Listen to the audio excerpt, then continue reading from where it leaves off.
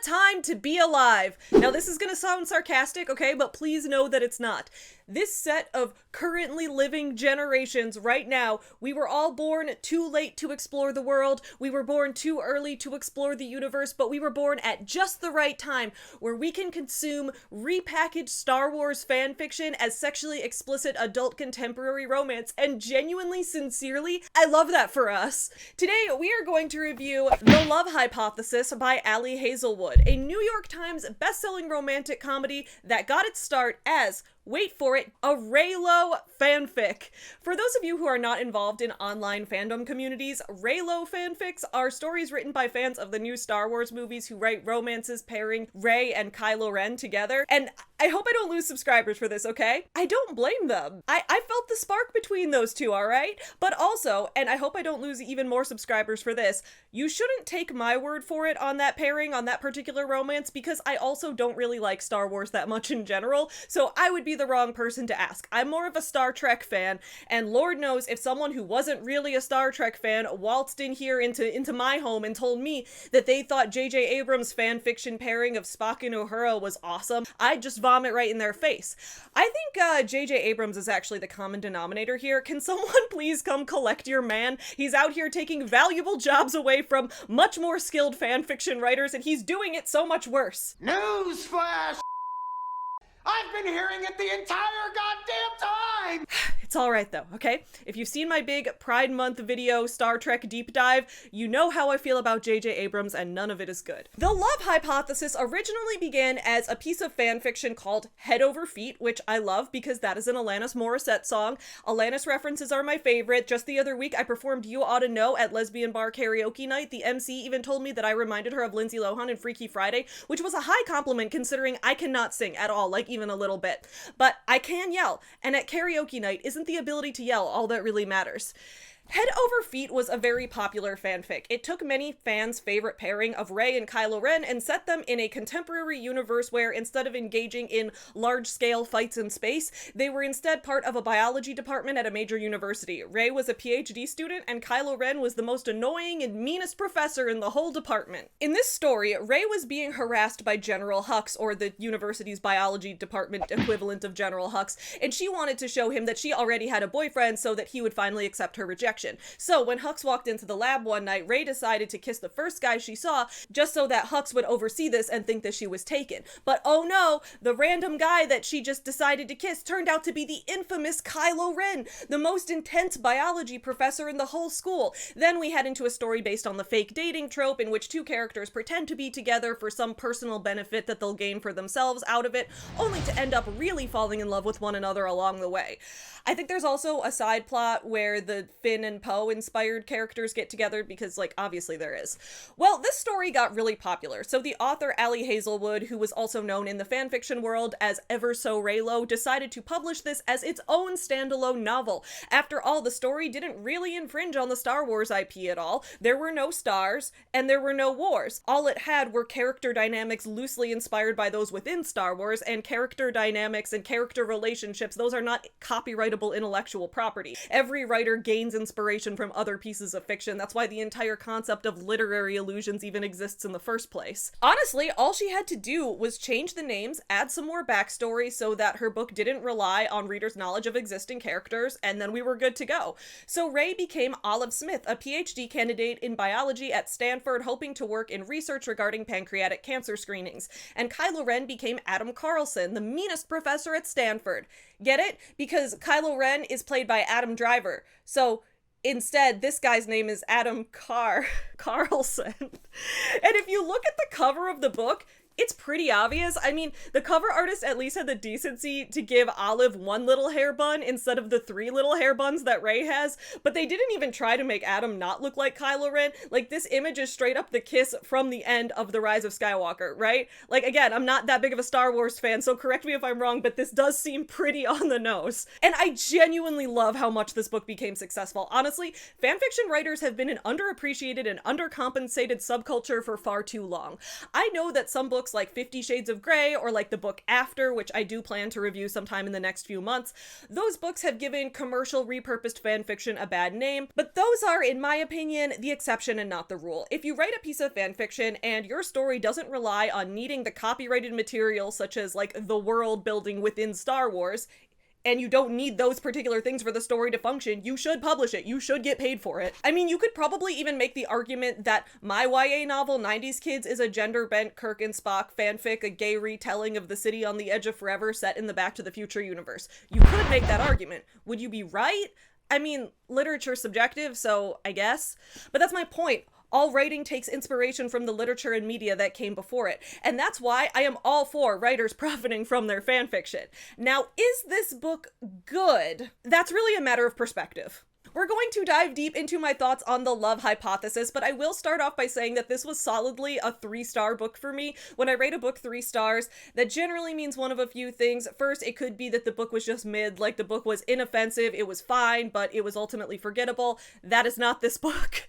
It could also mean that the book was like so wildly entertaining and mind-blowing and fun, but also super upsetting and anger-inducing and rage-baiting at the same time, meaning that it would be both a 1-star and a 5-star book, averaging out to 3 stars. I wouldn't say that's this book either. That's more of like for Colleen Hoover's really weird shit like Verity. This book I would say is 3 stars as an average because I'd rate parts of the book as 2 stars, like disappointing and not great, but not that bad. And then I'd rate other parts as 4 stars, like really fun to read and entertaining, but nothing groundbreaking. Basically, the original Reylo fanfiction was a rom-com for nerds, whereas The Love Hypothesis is a rom-com about nerds. And that's kind of fun in its own way. It's definitely written in that mass appealing kind of way where you can tell that the book is about academics and grad students, but it's not really targeted at them as its core audience, although they could be its core audience too and still get something out of it. Good lord, I'm so glad that this book is popular because now I don't have to feel guilty for continuing to enjoy the show The Big Bang Theory well into the 2010s. The book is kind of the same premise. Smart people are awkward nerds. It's quirky and goofy, it's maybe a little misogynistic at times, but we're all here for a good time and not a genuinely intelligent time, so who the fuck cares as long as we throw in big science words as a joke. I love that shit. Like, it's good, dumb fun, it's like reality TV, it's junk food, I'm here for it, okay? But what this is not is a piece of literature that makes any sense whatsoever.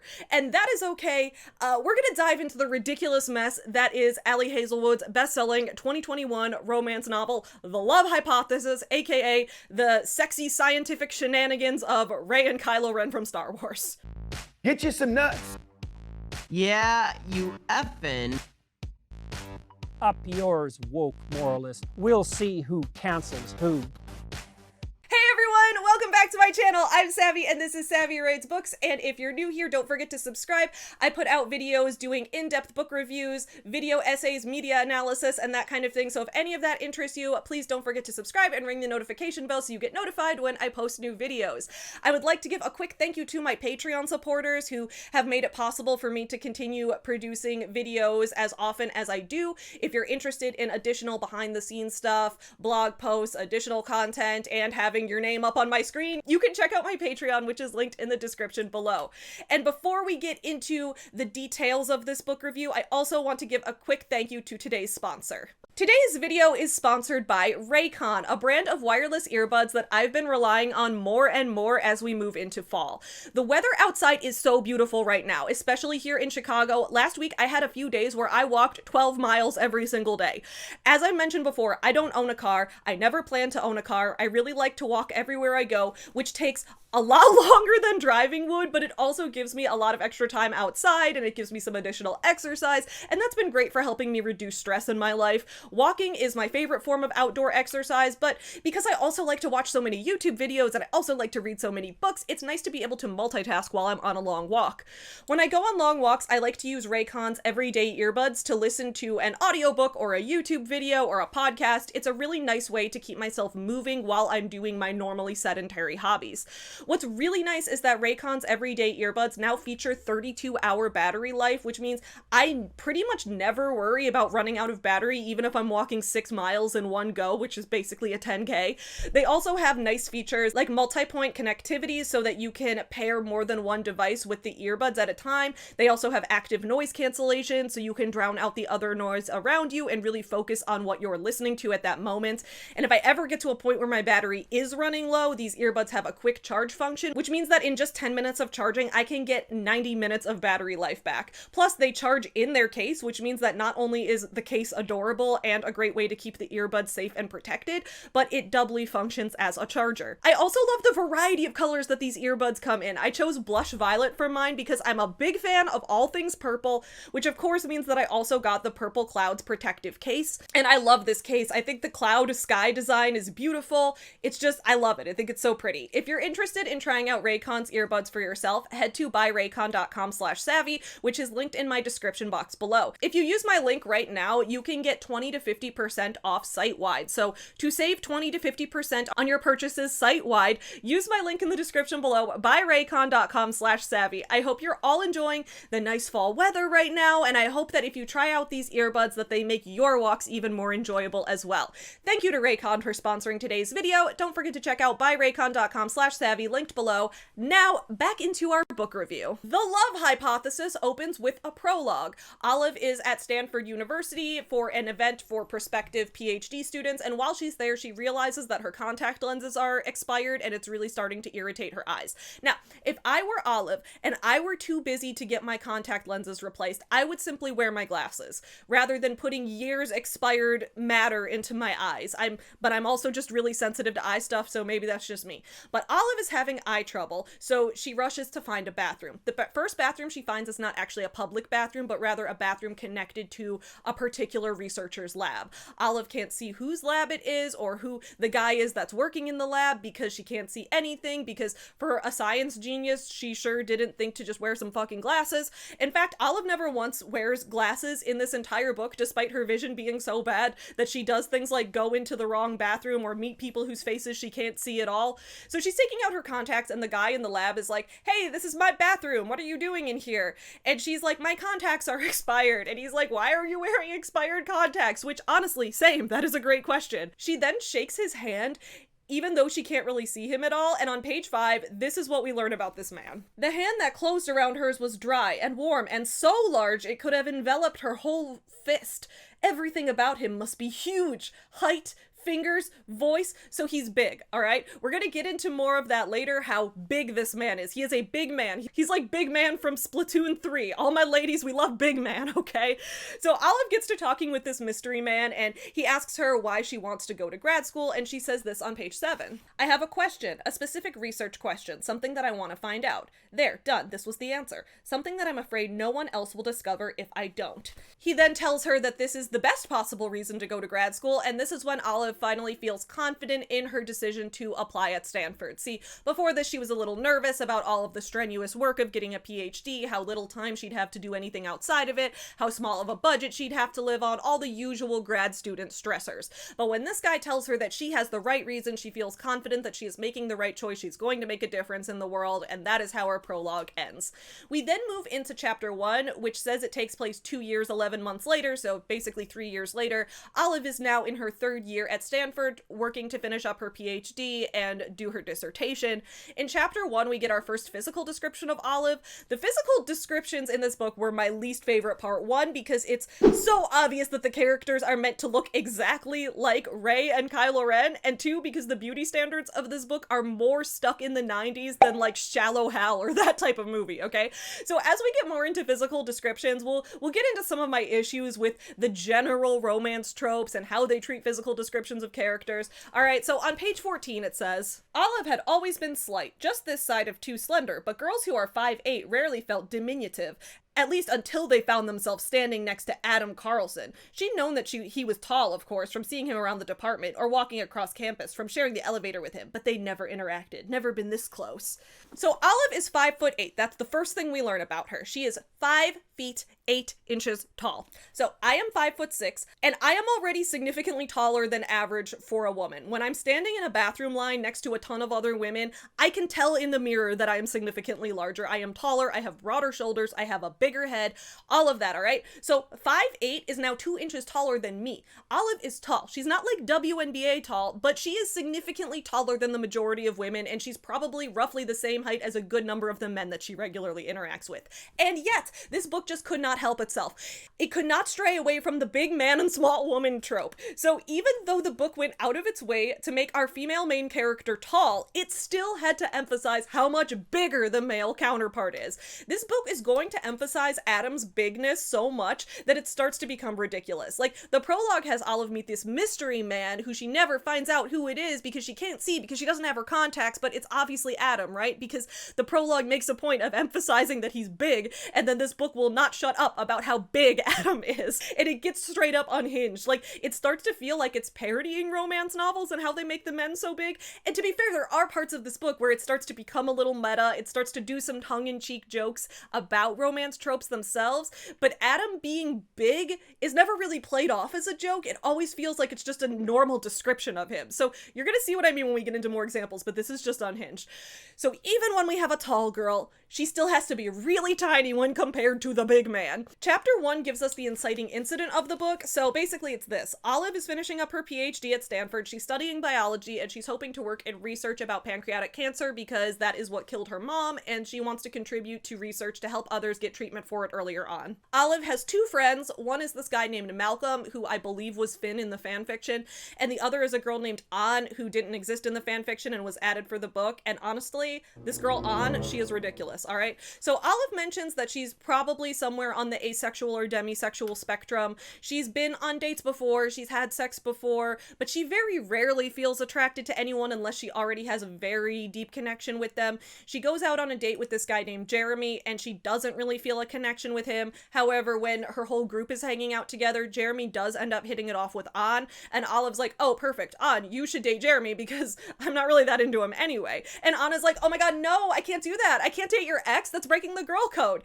And I'm over here like, these characters are supposed to be in their late 20s and early 30s. They are PhD students at Stanford. Who is going around being like, OMG, I can't date your ex? And by ex, I mean a guy you went out with one time and didn't like that much and explicitly gave me permission to date. It makes no sense. But again, this is your typical rom-com, so it's gonna follow Hallmark movie logic rather than real life logic. We're gonna roll with it and suspend our disbelief for now, okay? So Olive lies, and she tells An, don't worry, I have a new boyfriend, so I'm fine if you go out with Jeremy. And that's what convinces An that it's okay to date Jeremy. And honestly, that is kind of insulting, okay? Olive already told you that it was fine, but you won't believe her until you know she has another man lined up. Like, you don't trust her judgment unless you know she's secure being with a man. An's whole character is about how she's always going to women in STEM meetings. She's a part of all these groups to help advance women of color in STEM, and that's awesome. But then in her everyday interactions, she falls back into this weirdly patriarchal mindset. It's never addressed. It's just taken as a given. I don't understand it. So Olive tells An that she's going out on a date, and then she leaves. But Olive was lying. There is no new guy. She's actually just going to the lab to do more work. Unfortunately, that night, An runs into Olive at the lab, and she's like, girl, I thought you were on a date. And Olive's like, I am on a date. What are you talking about? And so to prove it, she grabs the first man she sees and she kisses him. It's not until after the kiss that Olive realizes who that man was. It is Dr. Adam Carlson. Olive's friend Malcolm hates Dr. Adam Carlson because he's the meanest professor in the whole school. He's always giving people nasty feedback. He's refusing to endorse their dissertations unless they do wild amounts of extra work. He's always making students cry. He's nasty, okay? So from Olive's perspective, she remembers before she did this asking, can I kiss you, and then doing it. But from Adam's perspective, he didn't hear her at all. So he was like, I don't know where that came from, but I could definitely file a complaint for sexual harassment for this. Now Olive is terrified that Adam's going to file a complaint against her and ruin her whole career, but as it turns out, he's not. She explains the situation to him, and he's like, actually, that's a great idea, let's pretend to date. The reason he agrees to this is that he's looking to secure some research grant funds, but all of his superiors at Stanford are worried that he might end up leaving them for Harvard next year because he hasn't like put down any roots, he doesn't own a home here, he doesn't have a girlfriend or a wife here or anything, so they're reluctant to give him grant money knowing how easily he could leave. So if he shows them, oh, actually no, I do have a serious girlfriend here at Stanford, they'll see that he's putting down his roots here, he plans to stay here long term, and he thinks that will give him the research funds. Now, I have been to grad school, but not in STEM, so I don't have experience with this in particular, but I feel like this is not how research grants work, like, at all. Anyone out there who has your PhD or was in a biology department, correct me if I'm wrong in the comments below, but this sounds insane.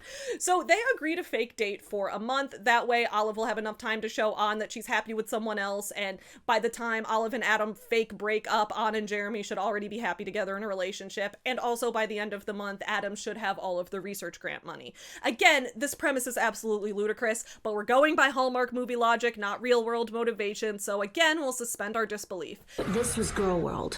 At the start of chapter 2, I underlined this passage on page 19 because I thought the writing style was fun. Olive opened her laptop with half a mind to Google organs one can live without and how much cash for them, but got sidetracked by the 20 new emails she'd received while busy with her lab animals. They were almost exclusively from predatory journals, Nigerian prince wannabes, and one glitter company whose newsletter she'd signed up for 6 years ago to get a free tube of lipstick. Olive quickly marked them as read, eager to go back to her experiments, and then noticed that one message was actually a reply to something she had sent, a reply from, "Holy crap, holy crap!" A lot of the book is written like this, and I know that this is a hot take, but I do really enjoy third-person limited in romances. I know that first-person limited and first-person alternating are more common with romance readers, but third-person limited I think is so fun. I like how we get Olive's thoughts woven into the narration like this. I think it's funny, it's indicative of her character, we really do see a glimpse into her thought process. So the email that's making Olive say, "Holy crap," comes from Tom Benton, a young professor at Harvard. Hello, Harvard, yo. Olive has been emailing professors at other universities trying to secure a job after graduation to be working in one of their labs, and Tom Benton has replied to her saying he wants to chat more about her pancreatic cancer research, so she is super excited. Tom is going to be visiting Stanford in a couple weeks, so she'll get to make her big pitch to him then. So then On comes in and is like, "Olive, I saw you kiss Dr. Adam Carlson on your date the other night. Please tell me you are not dating that really mean professor." And on page 24, we get a description of Olive and On's friendship. It says, during college and her master's, focusing on science and research had been her way of coping, and she had been perfectly ready to spend the rest of her life holed up in a lab with little more than a beaker and a handful of pipettes and her faithful companions until On. In a way, it had been love at first sight. First day of grad school, biology cohort orientation. Olive entered the conference room, looked around, and sat in the first free seat she could find, petrified. She was the only woman in the room, virtually alone in a sea of white men who were already talking about boats and whatever sports ball was on TV the night before, and the best routes to drive places. I've made a terrible mistake, she thought. The guy in the bathroom was wrong. I should have never come here. I'm never going to fit in. And then a girl with curly dark hair and a pretty round face plopped in the chair next to hers and muttered, "So much for the STEM program's commitment to inclusivity, am I right?" That was the moment everything changed. They could have just been allies. As the only two non-cis white male students in their year, they could have found solace together when some bitching was needed and ignored each other otherwise. Olive had lots of friends like that. All of them, actually. Circumstantial acquaintances whom she thought of fondly, but not very often. On, though, had been different from the start. Maybe because they'd soon found out that they loved spending their Saturday nights eating junk food and falling asleep to rom-coms. Maybe it was the way she'd insisted on dragging Olive to every single women in STEM support group on campus and had wowed everyone with her bullseye comments. Maybe it was that she'd opened up to Olive and explained how hard it had been for her to get where she was today. The way her older brothers had made fun of her and called her a nerd for loving math so much growing up at an age when being a nerd was not quite considered cool. That time a physics professor asked her if she was in the wrong class on the first day of the semester. The fact that despite her grades and research experience, even her academic advisor had seemed skeptical when she decided to pursue STEM higher education. Olive, whose path to grad school had been rough but not nearly as rough, was befuddled, then enraged, and then in absolute awe when she understood the self-doubt that On had been able to harness into sheer fierceness. So the note I wrote in the margins for that just said, "This is queerbaiting, lol. I rarely accuse things of queerbaiting, but come on, This sounds like we're gearing up for Olive and An to end up together. But of course, we, the reader, have to know that that can't happen because this is a Reylo fanfic and An is not based on any particular Star Wars character. She's an OC, and the OCs don't make it into the main ship unless your OC is a self-insert. On page 27, we then get reminded of how big Adam is again. It says, Olive twisted her neck and looked up and up and up and a bit more up. She was not a short woman, but he was just big. Okay, how big is this man? So Olive is 5'8", okay? Here's some perspective. I was at the gym last week. My trainer that I work with for weightlifting, she's about 4'10". She competes in lightweight category. She's very small. I'm 5'6", so I'm like 8 inches taller than my trainer. And it wasn't until we were taking a mirror selfie at the gym the other day that we even noticed how pronounced our height difference was. I was like, girl, I'm so much taller than you. How did we not notice this? And she was like, wow, I never even noticed that because it's so easy to just look you right in the face when we're talking. So that is an 8-inch height difference that has never caused my trainer to have to even think about twisting her neck up, let alone up and up and up and a bit more up. So by that logic, that means that if Olive is having to like crane her neck way up like this, there must be a huge height difference that is even bigger than 8 inches. So Olive's 5'8", so that means Adam has to be significantly taller than 6'4". Is he 7 feet tall? I'm just not understanding the height perspective here. For a woman in STEM, Allie Hazelwood is seriously lacking in spatial reasoning in her writing, okay? So then on page 30, we get more of those 90s beauty standards. This book is telling us about Olive's student ID photo, and it says, she had made an effort to look good, tamed her wavy brown hair, put mascara to pop the green of her eyes, even attempted to hide her freckles with some borrowed foundation. It had been before she'd realized how ruthless, how cutthroat academia could be. Okay, only straight hair looks professional. Got it. Freckles should be covered up. Like, I haven't heard those as beauty standards for a solid quarter century at this point. Those aren't just unrealistic beauty standards. Those are like, only white Anglo-Saxon Protestants are allowed at the country club level standards. Like, what the actual hell? On page 31, Olive briefly thinks about how she's been wearing the same pair of contact lenses since May, and it's now like August or September, and I'm like, didn't you just have a major contact lens issue a couple years ago? Have you still never heard of glasses? On page 33, we get a little more queerbaiting. Olive is from Canada, and when An learns that Olive is dating Dr. Adam Carlson, she assumes that Olive is just trying to get American citizenship, so An offers to marry Olive instead. Again, where are my Olive and An shippers at? Especially since on the very next page, Olive is thinking about how An has been dressing nicer now that she's planning to go out on a date with Jeremy, and Olive thinks, I quote, she looks extra cute today.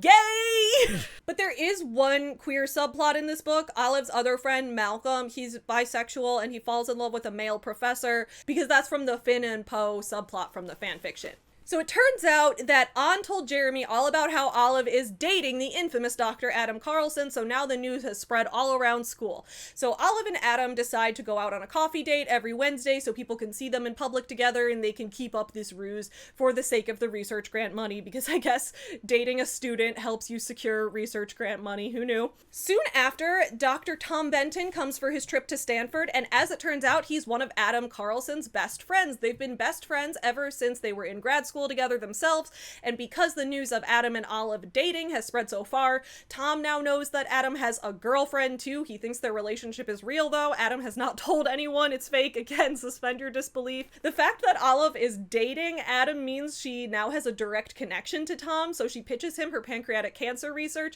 She talks about her passion for it and how it stems from losing her mother when she was young, and Tom is just sold on this. He's like, yeah, let's make this work. Olive is hyped now that she might have a research job at Harvard all lined up for next year. Hello, Harvard, yo. Tom tells Olive that she should come to this big talk that he's giving in the auditorium while he's visiting. So Olive goes to the talk, and when she arrives, the auditorium is just packed. It is standing room only. So Adam is like, Olive, you can have my seat. But An, who is short, is like, no, Adam cannot stand up because did you guys forget that he is big? He is really big. If he's standing, I won't be able to see. So An then makes the suggestion that Olive should sit on Adam's lap, which is a ludicrous suggestion. Again, I've been to grad school, I've been to English department conferences and business school conferences, and I've been to plenty of academic talks, and the thought of anyone sitting on anyone else's lap is like not even a thing that would cross your mind, all right? This isn't high school. So I'm over here like, Olive should stand, An can stand in front of her, and then everyone can see, right? Problem solved. But Ann is really pushy and she pressures Olive to sit on Adam's lap, and Olive goes along with it because she assumes it'll help, like, sell the veracity of their relationship. In reality, I think this would just make everyone around them 1,000 times more uncomfortable. Everyone is already accepting the premise that a professor's dating a student, and in this book it's excused because she's not his student, he's not her advisor, she's not in any of his classes, and they're both full-grown adults. Olive is 26 years old and I think Adam is 34. But you'd think that in a professional environment, you wouldn't want to flaunt an already gray area, sort of on the line seeming relationship when you're in your professional academic setting. But no, Olive sits on his lap. On page 100, he justifies this by saying, "You weigh nothing. I don't mind." Olive does not weigh nothing unless she's severely malnourished. The woman is 5'8". I'm 5'6", remember. I personally start looking too skinny when I'm around 130 pounds, and I know that everyone's body type is different, but I am just saying, even though Olive is described as being slender, she has a thin frame, she's thin, she's still 5'8", okay? So unless she's being personally victimized by Tyra Banks right now here in 2021 when this book came out, she does not weigh nothing. On the next page, she then slides down Adam's lap during the talk, and he repositions her so quickly that, I quote, "it made her feel like she really didn't weigh anything." I love how once again we have to emphasize how small and tiny and little the woman main character is, especially when compared to the man who is big and strong and huge. Small women do exist, I agree. I just don't get why the book went out of its way to make Olive 5'8" if the book was going for the whole height difference, size difference thing. It doesn't make sense! So then after the talk, another member of the school staff has her car break down and it's blocking traffic. So just once again, to show us how big Adam is, he goes and physically pushes her car uphill. So this is page 104.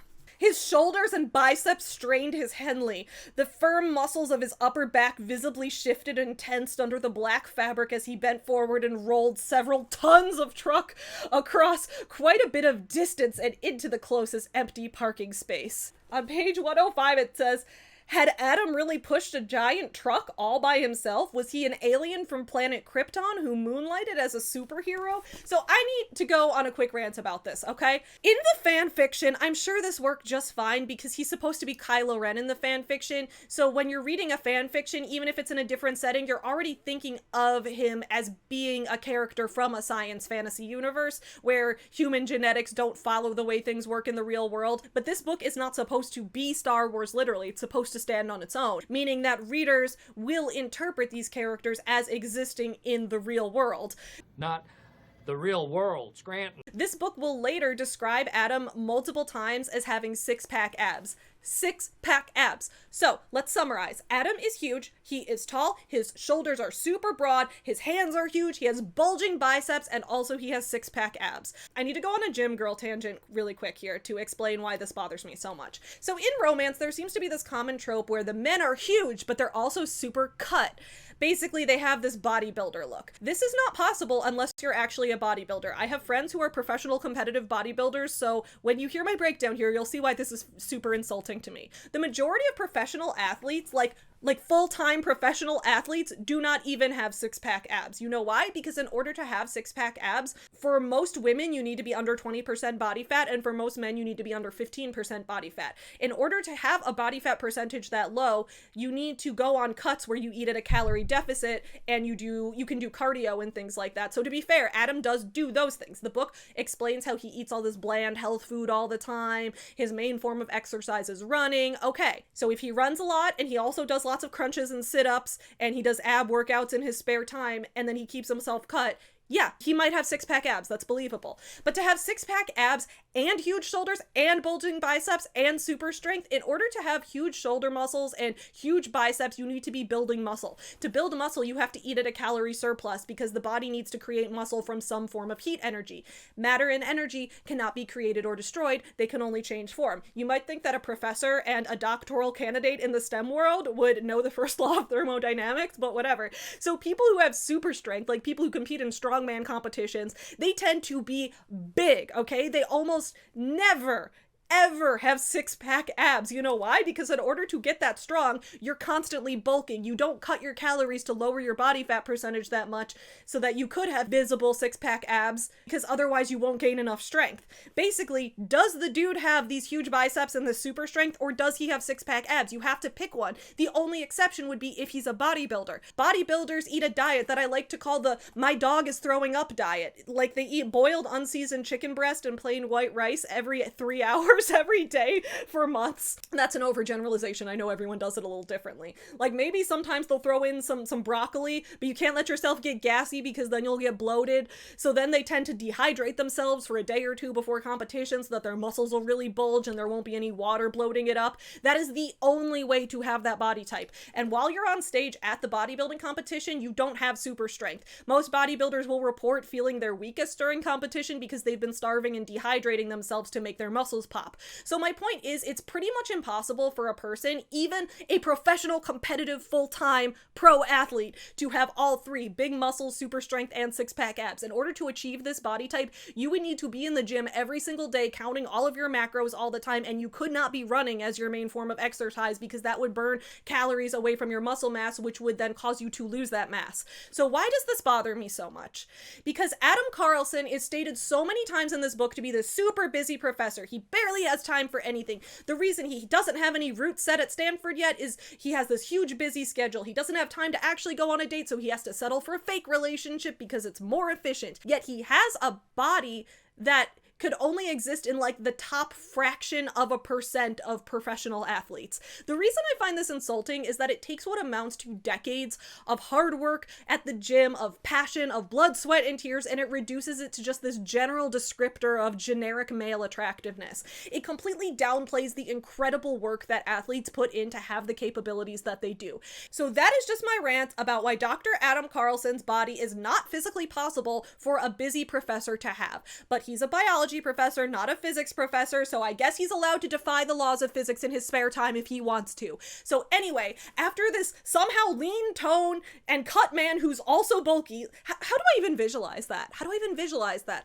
Oh, that's right. I just visualize him as Adam Driver either way, who, by the way, is 6'2", so only 6 inches taller than Olive, meaning there is no universe where she'd have to tilt her neck to make eye contact with him. Anyway, he pushes a car uphill, and An is like, "OMG, Olive, your boyfriend is so strong, go give him a kiss." And this is where I started to wonder, does An actually know what's going on? Did she figure out Olive's plan somehow? She seems like she's fucking with her, right? She keeps pressuring Olive to do things like sit on Adam's lap and kiss him in public, when Olive has never given any indication that she would be comfortable with PDA, but An is pushy as hell, so then Olive goes and gives Adam a kiss. On page 107, Olive's starting to realize that Adam's attractive. It says, "He didn't look gross, not even to Olive, who was usually not a fan of dudes built like they spent a double-digit percentage of their time at the gym." Double-digit percentages could be anywhere from 10% to 99%. Adam is stated to spend 0% of his time at the gym, because all he does is go for a run here and there, but he lives in the lab for the most part. And to have a body like the one described here, I'd estimate like 20 hours a week in the gym minimum, plus constant food tracking, but Adam doesn't even have a gym membership as far as we know. Anyway, that's just a rant. I get really annoyed when people reduce my hobbies to nothing. That's just a little personal thing. I will say though, also on page 107, we do get more of that goofy, fun writing style that I really like throughout the book. Olive is pondering how the kiss she just gave Adam, how that compares to the previous one that she gave him at random back in the lab. It says, "He didn't seem to know," which made sense because their other kiss had definitely been a kiss. Olive tried not to think about it too much, but it flashed in her mind every once in a while, mostly when she was doing something important that required her utmost concentration, like implanting electrodes inside a mouse's pancreas or trying to decide what to order at Subway. Occasionally, it would pop up during a quiet moment, like when she was in bed and about to fall asleep, and she would feel a mixture of embarrassment and incredulity and something else. Something she had no intention of examining too closely, not now and not ever. I just think for a book written in third person, it really does do a great job of maintaining a strong, consistent character voice, and I really appreciate that. Honestly, Ali Hazelwood's a really good writer. Even though I had mixed feelings on this book, I do intend to read more of her books in the future because I enjoyed the writing style. So then later, everyone goes to a biology department picnic. Adam and Tom are at the picnic. They're playing Ultimate Frisbee, and they are shirtless. Because I guess it's normal for professors to take their clothes off at official department events in this universe. Okay, side thing again. quick side tangent. The fact that they're at Stanford makes this a million times funnier to me. So quick background on Stanford. A lot of people mistakenly think of Stanford as an Ivy League school, which is ridiculous because it's in California and all Ivy League schools are on the East Coast. Stanford was actually a Pac-12 school for a while and was when this book was written, but the Pac-12 just recently dissolved. That's a whole thing. I'm not going to go on a whole separate tangent about NCAA rants. I already went on a big sports rant earlier. We'll see if I do another one. Anyway, I've always had beef with Stanford because as a Northwestern Wildcat myself, I always hated Stanford's marching band. I find them to be incredibly unprofessional. And if someone watching right now was in Stanford's marching band and you're wondering if I'm insulting you personally, maybe. So Stanford is a nerd college that likes to pretend it's a class clown college, and I find that pretty funny. It's even funnier in the context of this book where everyone at Stanford is acting unprofessional as hell at every turn. Like, yeah, you guys would lack a real marching band uniform after all. You're a school where professors are out here stripping down at the department picnic, where students are sitting on professors' laps at academic talks. Why not? So basically this book just gave me a lot more fodder to trash talk Stanford, and that's a point in its favor. Like, if this book had been set at Notre Dame, and if Olive and Adam had started like physically dry humping during the academic talk in the chair, and if Adam took off his shirt and also his pants at the department picnic, I'd like this book even more because fuck Notre Dame. I would literally give it 5 stars for that alone. So side note to Allie Hazelwood real quick. Set one of your books at Notre Dame, okay? And have everyone fuck in public constantly. I will give it 5 stars for that alone, especially if you write a scene where Northwestern beats Notre Dame by 1 field goal in overtime. You can set it in 2014. That game happened in November of my senior year. Do that, okay? Free idea for you. Sorry, I said I wasn't going to go on a college sports rant and then I totally did. Anyway, Adam is shirtless at the department picnic and Ann is like, OMG Olive, your boyfriend is going to get sunburned. Here, go lather him up. And she dumps a metric fuck ton of sunblock in Olive's hands. And again, I'm like, Ann has to be fucking with her, right? She definitely knows what's up and she's trying to see how far she can push Olive before she finally admits the truth. Right?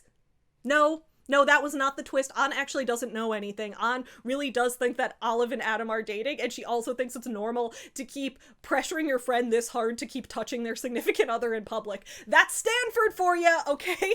Go Cardinal! So Olive lathers Adam up. On page 124, we get this conversation about Adam's body. Holy shit, Ann repeated, her vocabulary suddenly pretty limited, giving her 20-something years of education. Is that a 6-pack? Jeremy blinked. Might even be an 8-pack. Are those his real shoulders? Ann asked. Did he have shoulder enhancement surgery? That must be how he used the MacArthur grant, Jeremy said. I don't think shoulders like that exist in nature. God, is that Carlson's chest? Malcolm leaned his chin over Olive's shoulder. Was that thing under his shirt while he was ripping my dissertation proposal a new one?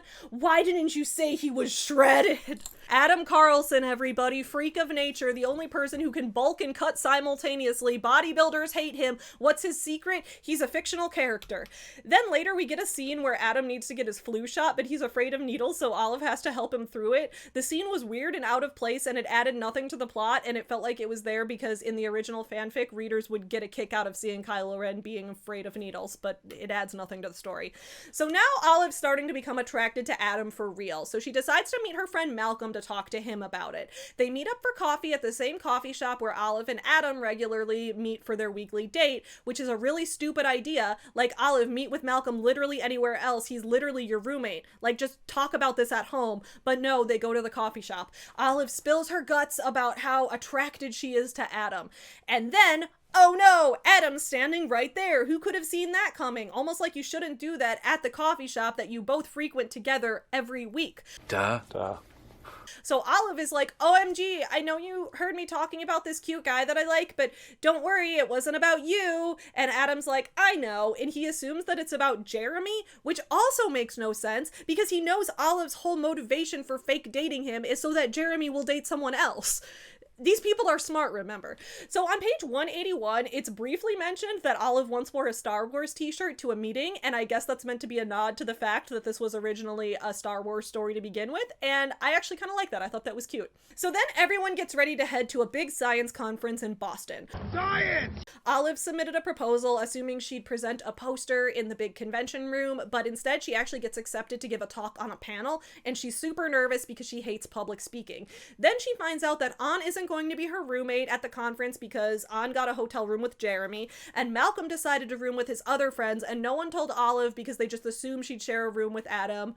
Rude, okay? Adam does decide to let her share his room, and Olive's like, but we can't, there's only one bed. And Adam's like, no, actually I got a double, my room has 2 beds. And Olive's like, no, you don't get it. We live in a romance novel, and in romance novels, there's always only one bed. So that also kind of felt like it was a holdover from the fanfic, and it didn't need to stay in this version of the book. The meta fourth wall breaking was really out of place in a book that was otherwise mostly grounded in reality. So anyway, they get to the hotel room, and there actually are 2 beds. Go figure. On page 206, we get more of Olive's 90s beauty standard informed insecurities when she's thinking about what type of woman Adam would actually be attracted to in theory and what she might even look like. Probably stunning, probably feminine with curves, someone who actually needed to wear a bra, someone who was not half covered in freckles, who had mastered the art of applying liquid eyeliner without making a mess of herself. So why the freckle hate? Seriously, I thought everyone liked freckles now. Influencers are literally drawing freckles on their faces when they do e-girl makeup.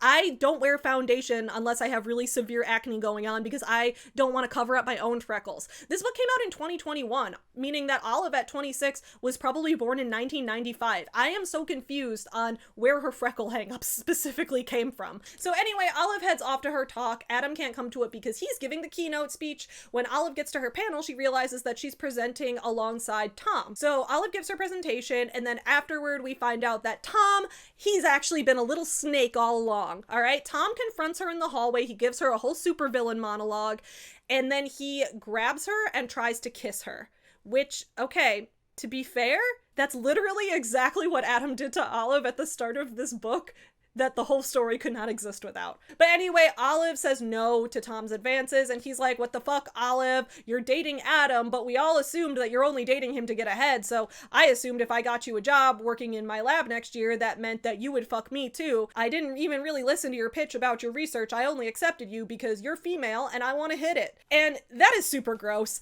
I've never worked in STEM personally, but from the many Reddit threads that I've read discussing this book, many women in STEM reported that this scene was relatable to them, and that's honestly like horrifying. So we do learn that Tom is just another gross man in power. He wants to abuse his power to take advantage of women.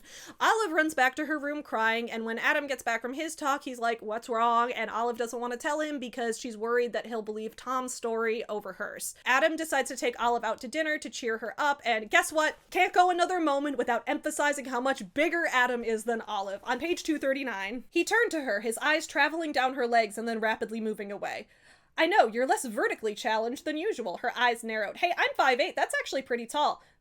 Adam's expression was non-committal. What's that face? What face? Your face? Just my regular face. No, that's your you're not tall face. She even repeats it here. She's 5'8". 5'8", and she has heels on right now, and Adam is still like, I'm so much taller than you. How big is this man? He should be offering himself up for experimentation. The students should be running tests on his body instead of lab animals because this man is a physical anomaly, and we need to know what makes him the way he is for science. You're mutants. When they get back to the room, Olive realizes she forgot her pajamas, which means Adam is going to let her borrow one of his t-shirts to sleep in, and the book decides it's a great time to remind us once again, a mere 7 pages later, that, don't forget, Adam is big.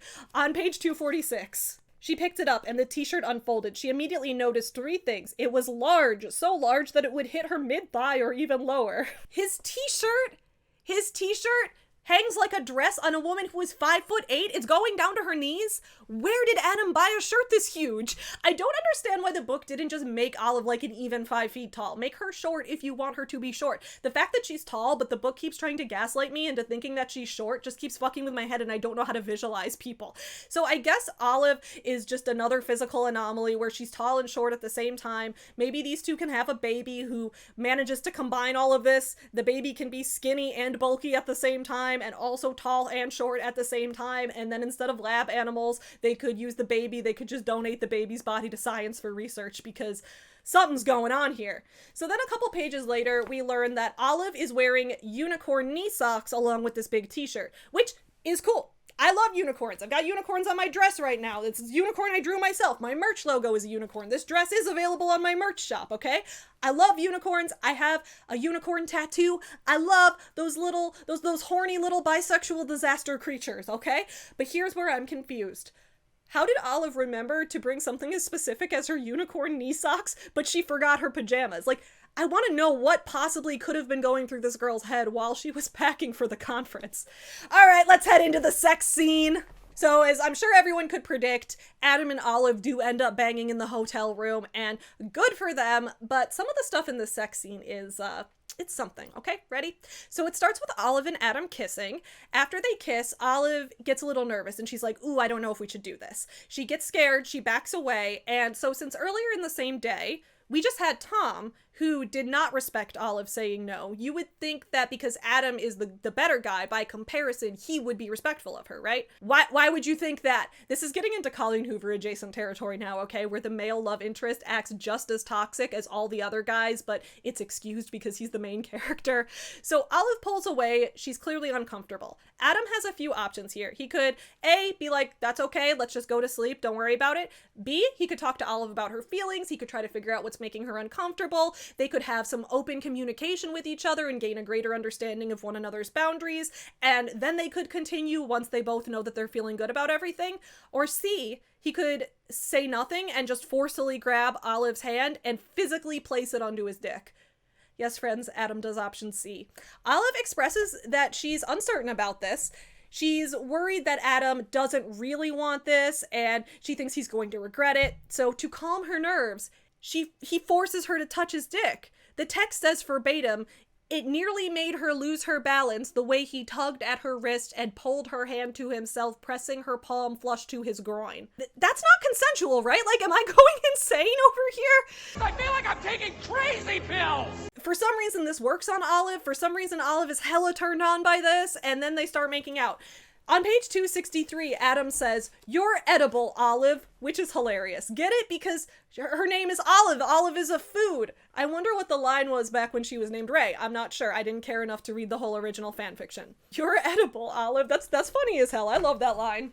Especially because I think olives are gross. I hate it when I'm like getting a Bloody Mary and they put the feta inside the olive, because I love the feta and I want the feta, but I hate the olive, okay? I just think olives aren't really all that edible. So then Adam asks Olive about her sexual experience, and she's like, actually, I'm not into people that often. I've tried sex a couple times in college. I am down to try it with you though. And instead of responding in any normal way to this, Adam is like, oh my God, I can't fuck you. You're practically a virgin. What does that even mean? Okay, page 267. No, that's not the way it works. Virginity is not a continuous variable. It's categorical, binary, nominal, dichotomous, ordinal potentially. I'm talking about chi-square, maybe Spearman's correlation, logistic regression, the logit model, that stupid sigmoid function. Okay, I get it. The Big Bang Theory style humor here is cute, okay? But why would you think someone can't consent to sex just because they don't do it that often? Not even supposed to be here today. Also, why would Olive think that virginity is binary or dichotomous? It's absolutely not. And I say this as someone who used to be Catholic. I know Catholics who think you can still be a virgin as long as you're only doing oral and anal. It's the poop hole loophole thing, right? But then I also know Catholics who think that you are completely impure. You have no virginity left if you even touched any genitals at all, if you even gave like a mediocre hand job, okay? I know people who think that all exclusively gay people are virgins for life because any true legitimate sex requires a penis and a vagina, but then there's other people who think that, oh, you would lose your virginity from a fully clothed dry humping session. And even within those definitions, there are degrees, right? Some people think you're still a virgin during the PIV intercourse until the orgasm. Which orgasm, the man's or the woman's? Again, that depends on your perspective, right? Other people go years without even being able to orgasm at all because of health complications. My point is, this is one of the vaguest and least binary, least dichotomous concepts in existence. So where do I fall on this? I don't think virginity is real. I don't think it exists. There is no universal meaning that anyone has when they say it. It means basically nothing. And I guess you could say it's shorthand for just the general concept of lacking sexual experience in general. But Olive, that doesn't even apply to her. She's tried things in college, so that's not even true. The whole thing makes absolutely no sense to me. So then Adam starts eating her out because Olive is edible, remember? And so then Olive gets really insecure about this, and she's like, oh my God, don't do things that are for my pleasure. You should do things that you like. And Adam is like, I like doing this, which, like, no shit, straight men enjoy putting their mouths on vaginas. More breaking news at 11. So on the bottom of page 269, it says, it just didn't feel like standard hookup fare, something this intimate. In what universe is cunnilingus more intimate than any other sexual act? I was getting like legitimately kind of mad at this point because this is just reinforcing the idea that sexual acts that are meant primarily for women's pleasure are like special things that are extra and more intimate, whereas things that stimulate the cock are just the default. They always have to happen, right? So for a book that seems to care so much about women in STEM and tries to make points about the ways that women in STEM are treated badly, it really does give into a lot of misogynistic tropes. Like, all women are really small next to a big man, and standard sex doesn't include things that focus on the woman, and also freckles are ugly, and only straight hair is professional. Like, this book wants to be progressive, but then it falls back on the tropes that only make sense if you view the world in a way where women are much more limited than anything we've seen in like the past half century. On page 269, Adam ignores Olive when she says no and when she says stop. There's even one line where she's like, "Did you hear what I said?" And he's like, "Yeah, but I want to keep on eating you because you're an edible olive." And he never learns that he's actually supposed to listen when a woman says stop. They never talk about it. Instead, Olive just has to learn to lay back and enjoy it. This book is dedicated to women in STEM. Adam is a nice guy, remember. He abuses all his students and he makes his students cry and he doesn't listen when the woman he's fucking asks him to stop. But he's definitely so different from Tom, right? Because he's the male love interest. So they keep doing it for a while. They both have orgasms. And then I think on page 280, it's implied that Adam busts his nut inside of Olive and then he eats it back out of her, which, great. Olives are edible. We don't stuff olives with feta. We stuff them with nuts and then we slurp the nuts right back out of the olive. That is my secret cocktail recipe. So as luck would have it, the next day Olive realizes that while she was using her phone to record herself giving her big presentation, she left it recording and she actually got evidence of Tom sexually harassing her. So she has video evidence. She goes to show it to Adam while he's at a big dinner with all of these important people, and then Adam he gets up and he goes into a rage and he beats Tom up right there in the restaurant because Adam is big. And in this book about advancing women in STEM, it's important that the man is still the one to save the day with his bigness. Anyway, we all know how it ends, right? Adam and Olive end up together. They both remain at Stanford. They continue to do public foreplay at academic conferences until the end of time. Adam never starts being nicer to any of his students as far as we know. He's presumably still making people cry to this day, but Olive doesn't care anymore because he has six-pack abs. I had so many mixed feelings about this book. It was really funny in some parts, and I flew through reading it. It kept my attention the whole time. I really liked the writing style, which is probably why I will read more from Ali Hazelwood in the future. Her writing style is definitely way more interesting and infinitely more competent than someone like Colleen Hoover, but I was disappointed to see the book falling into those same tropes that romanticize misogyny, especially when the book was supposed to have a feminist angle. I'm curious on your guys' thoughts on the love hypothesis as well. Leave me your thoughts in the comments below and let me know if you have any suggestions for what I should review in the future. I think my next review is going to be in November 9 by Colleen Hoover because it's November next month. I will see you guys again soon, but in the meantime, I hope you enjoy all the books you're reading and keep on eating your olives. Bye! Get you some nuts. Yeah, you effin'. Up yours, woke moralist. We'll see who cancels who.